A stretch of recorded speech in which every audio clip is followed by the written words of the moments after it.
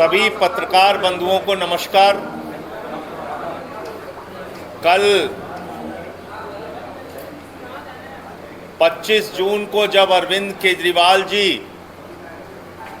प्रभु श्री राम का दर्शन करने के लिए अयोध्या पहुंचे तो आनन फानन में चंदा चोरों के खिलाफ एफआईआर दर्ज की गई।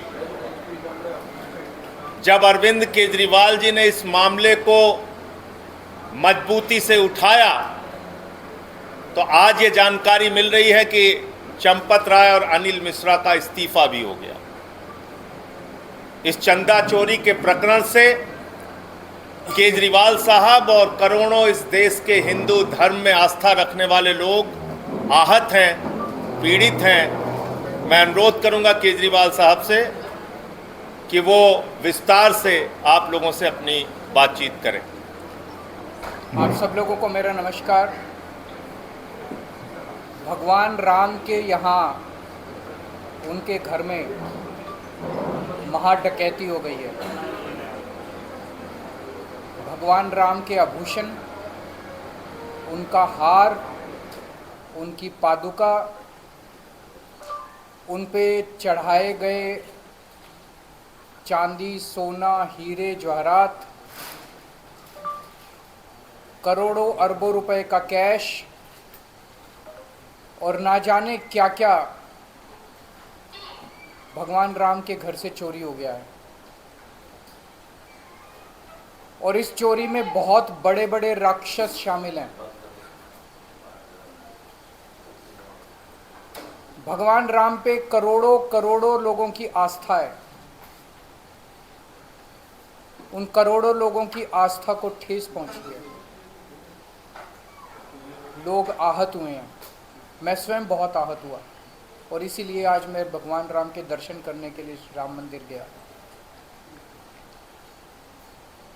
जिन लोगों ने चोरी की है, जो इस महाडकैती में शामिल हैं, बदकिस्मती से उन्हीं को कार्रवाई भी करनी है। जाहिर तौर पे वो अपने खिलाफ तो कार्रवाई करेंगे नहीं, तो वो अपने को पूरी तरह से अपने को बचाने में लगे हुए हैं। ये जो फर्जी एसआईटी बनी, अब कल फर्जी एफआईआर हुई, उस फर्जी एफआईआर में 8 छोटे छोटे प्यादों को आरोपी शामिल किया गया। कोई बड़े नाम नहीं है।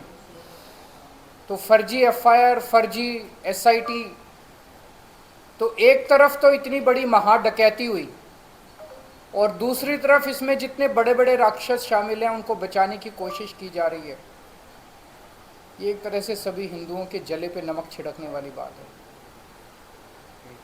लोगों का कहना है कि उन्हें तब तक उनकी आत्मा को शांति नहीं मिलेगी जब तक इन चोरी करने वाले लोगों को, बड़े बड़े लोगों को सरेआम फांसी की सज़ा नहीं दी जाएगी। मैं आपको 2 उदाहरण देता हूं ये दिखाने के लिए कि किस तरह से लोगों के विश्वास को ठेस पहुंची है। सिंधी एसोसिएशन ने 26 जनवरी 2021 को 200 किलो चांदी दान में दी। उन्होंने दान दी, उन्हें रसीद नहीं मिली। उन्होंने रसीद की जिद भी नहीं की। उन्हें पूरा यकीन था कि भगवान के यहाँ चंदा चढ़ा रहे हैं, इसमें रसीद की क्या ज़रूरत है। बहुत लोग जाते हैं भगवान के यहाँ चंदा चढ़ाते हैं, रसीद कौन मांगता है। 5 साल हो गए, उन्होंने कभी रसीद की जिद नहीं की। लेकिन अब जब उन्होंने ये सारा मामला अखबारों में पढ़ा और मीडिया में देखा तो उनकी भी रूह कांप गई। अब वो पूछ रहे हैं कि हमारी 200 किलो चांदी कहाँ गई। उनका विश्वास डगमगा गया। भगवान राम पे उनकी अटूट श्रद्धा है, लेकिन मंदिर को चलाने वाले और उनके ऊपर के आकाओं के ऊपर उनका विश्वास डगमगा गया।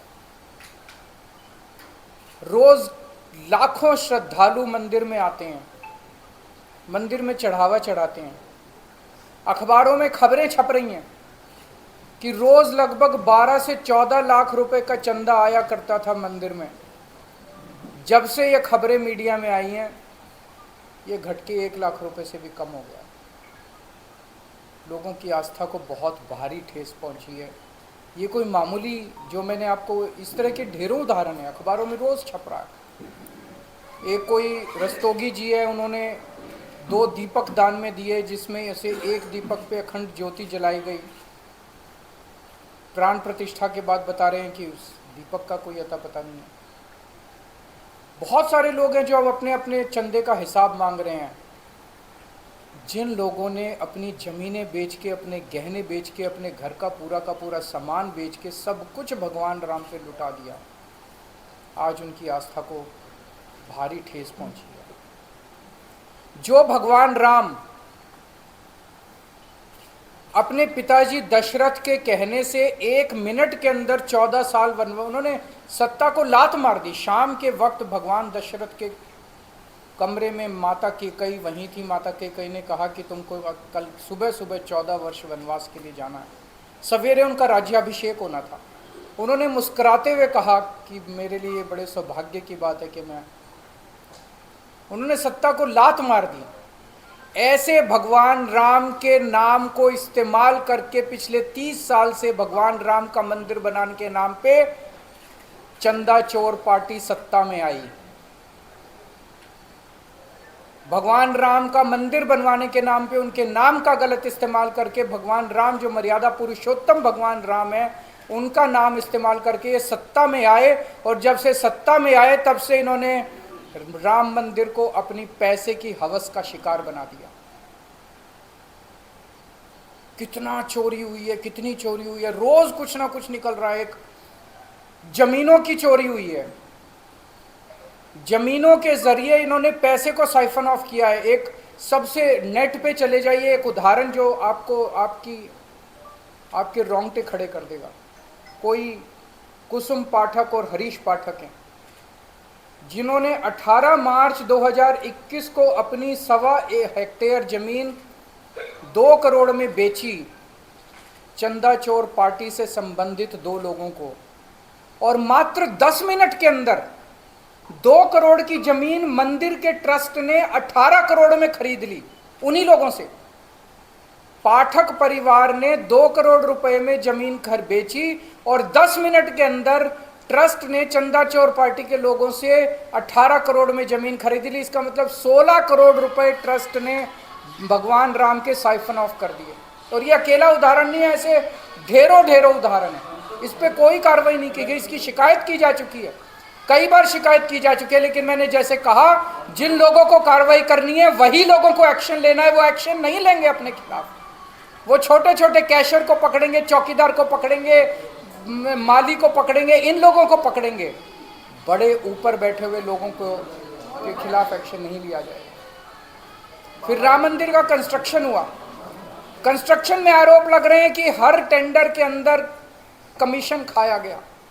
2 रुपए का काम महंगा और 20 रुपए में कराया गया, 10 रुपए में कराया गया। और अब जो निकल के आ रहा है, जितना चढ़ावा आया मंदिर बनने के टाइम में और मंदिर चालू होने के बाद, उस चढ़ावे की बड़े स्तर के ऊपर चोरी की गई है।